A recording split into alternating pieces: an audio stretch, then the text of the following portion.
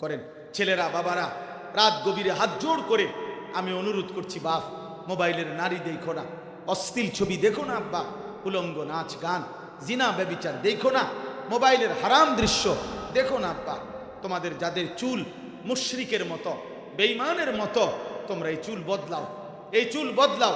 নবী সাল্লাল্লাহু আলাইহি সাল্লাম, সাহাবায়ে কেরামের, মুমিনদের, আল্লাহর প্রিয় বান্দাদের, ওলামায়ে কেরাম, দিনদার নামাজি মানুষদের মতো তোমরাও চুল রাখো, আখলাকের হেফাজত করো। মা বোন যারা পর্দার আড়ালে ছিলেন, আপনাদেরকেও বলি, মা, আপনার ইজ্জত, আপনার সতীত্ব, আপনার পর্দা, আপনার সম্ভ্রম, এটা আপনার জীবনের শেষ আখেরি পুঁজি। কোনো নারীর যদি ইজ্জত না থাকে, পর্দা না থাকে, আল্লাহর কসম ওই মহিলা কোনো নারী না।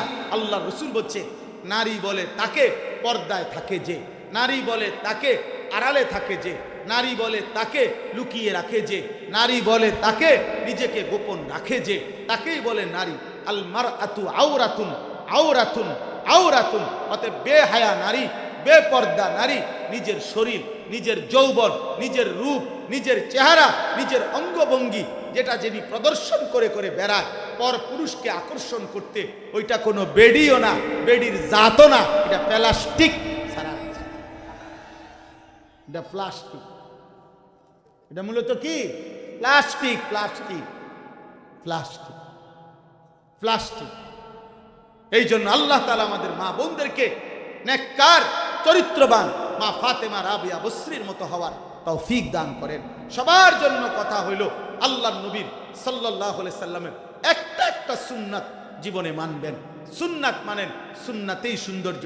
চুল, চেহারা, লেবাস, পোশাক, কথা বার্তা, আহার, নিদ্রা, আচরণ, উচ্চারণ, বাজার, ব্যবসা, ঘর সংসার, জীবনের সব কিছু নবীজির সুন্নাত, নবীজির সুন্নাত, নবীজির সুন্নাতের মতো পালন করবেন। আমি প্রত্যেক দিন আমার গাড়ি এখানে আসে, সাদা গাড়িতে সুন্নাতের বই বিক্রি করি। ইচ্ছা করে বাংলাদেশের একজন শ্রেষ্ঠ বুজুর্গ, ঢাকা গাজীপুরের কাপাসিয়ার হজরত অধ্যক্ষ মিজানুর রহমান চৌধুরী, অনেক বড় একজন আল্লাহওয়ালা হজরত, এই কিতাব লিখছেন তালিমুস সুন্নাহ। আমাদের নবীর জীবনের সমস্ত সুন্নাত এই কিতাবটার মধ্যে আছে। প্রায় 600 পৃষ্ঠা ব্যাপী বাংলা ভাষায় নবীজির সুন্নাতের উপরে, জীবনের সব কিছুর উপরে পূর্ণাঙ্গ প্রামাণ্য দলিলওয়ালা একটা কিতাবের নাম এটা। আমরা 400 টাকা মূল্যে হজরতের কাছ থেকে আইনে এটা বিক্রি করি, একটা আশায় বিক্রি করি যে এই উম্মতের প্রত্যেকের ঘরে ঘরে নবীর সুন্নতের একটা বই পৌঁছুক। যে যখন পারে, নারী, পুরুষ, জওয়ান, বৃদ্ধ, দাদি, নানি, চাচি, যে যখন পড়বে, একটা একটা পৃষ্ঠা পড়লে নবীজির একটা একটা সুন্নত আপনি শিখতে পারবেন। যাওয়ার সময় সুযোগ হইলে যার ভাল লাগে ওই সাদা গাড়ির থেকে কিনে নেবেন। আল্লাহ তাআলা যুবকদের আজকের এই মাহফিল কবুল করেন, বরকত দান করেন। আল্লাহ তাআলা আমাদের এই কুয়াশার পানির সাথে আমাদের গুনাহ মাফ করে দেন। আল্লাহ যেন আমাদের আখিরাত সুন্দর করে দেন। আমিন। আলহামদুলিল্লাহি রাব্বিল আলামিন। মাওলায়ে করিম, আপনি মাফ করে দেন। রব্বে করিম, আপনি মাফ করে দেন। মেহেরবান মাওলা, আপনি মাফ করে দেন। মাওলা, রাত অনেক গভীর, পর্দার আড়ালের মা বোনদেরকে মাফ করে দেন। ওলামায়ে কেরামকে মাফ করে দেন। ছোট্ট মাসুম বাচ্চাদেরকে কবুল করেন। সমস্ত কবরবাসীদেরকে মাফ করে দেন।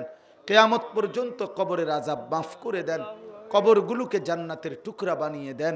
আল্লাহ, আমরা যারা বেঁচে আছি, ঈমান আমলের জীবন দান করেন, ইজ্জত আফিয়ত দান করেন, তাকওয়া তাহারত দান করেন, হিম্মত ইস্তেকামত দান করেন।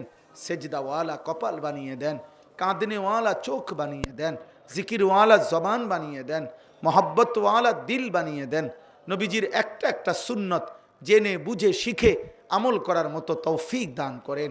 আজকের এই তাফসিরুল কোরআন মাহফিল আপনি কবুল করে নেন। আল্লাহ, যুবকরা বড় বেশি ভালোবেসে, বড় বেশি মহব্বত করে, অনেক পরিশ্রম করে এই মাহফিল সাজিয়েছে। আল্লাহ, এদের আখিরাত সাজায় দেন, এদের চেহারা সাজায় দেন, এদের আখলাক সুন্দর করে দেন। একটা ছেলেকেও বঞ্চিত কইরেন না মাওলা। এই মাহফিল কোরআনুল করিমের সূরায়ে ফাতিহার উদ্বোধন ছোট্ট করে আল্লাহ সংক্ষিপ্ত আকারে আমি শুরু করে দিলাম মাওলা।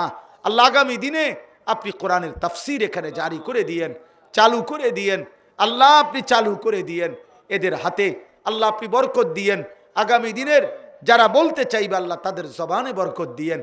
আল্লাহ আল্লাহ আপনি আমাদের সবাইকে কবুল করেন। যত মেহমান এসেছেন মেহমানদেরকে কবুল করেন। অসুস্থ বিমারি যারা শিফা করে দেন।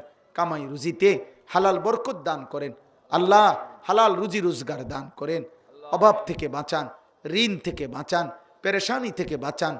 আল্লাহ মা বোনদেরকে মা ফাতেমা রাবেয়া বসরিয়ার মতো বানিয়ে দেন।